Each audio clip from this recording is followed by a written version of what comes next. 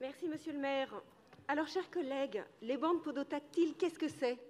Ce sont ces bandes blanches collées dans l'espace public, généralement au passage piéton, sur les bords des trottoirs, en bordure de quai, en haut d'un escalier, qui signalent aux personnes aveugles et malvoyantes l'imminence d'un danger.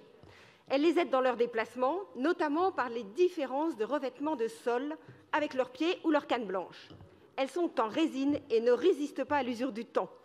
Un très grand nombre de ces bandes sont abîmées, détériorées, arrachées, usées ou simplement manquantes. La ville est plus dangereuse. Les exemples ne manquent pas. Le carrefour rue de la Grange-Batelière et rue du Faubourg-Montmartre dans le 9e, le carrefour rue Monge et rue du Cardinal-Lemoine dans le 5e, pour ne citer que ces deux-là. C'est un devoir de nous assurer de la sécurité de tous et des plus fragiles, notamment les non-voyants.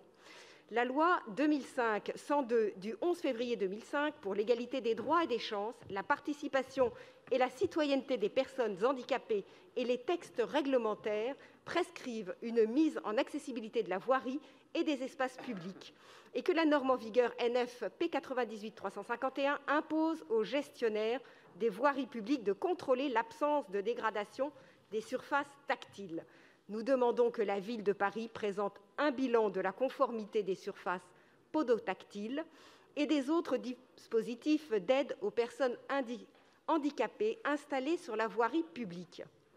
D'autre part, nous demandons que la Ville de Paris remplace les bandes podotactiles détériorées et en installe à tous les croisements où elles sont manquantes, sans amputer les dépenses de réparation aux états spéciaux des mairies d'arrondissement.